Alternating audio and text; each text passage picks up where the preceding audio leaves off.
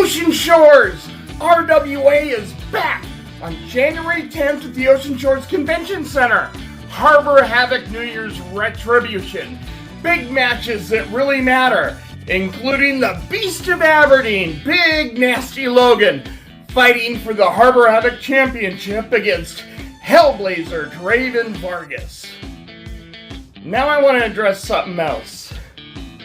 The last 3 shows seem to be stricken with technical difficulties. And of course, they always happen during my segments. The important interviews the fans love more than anything else.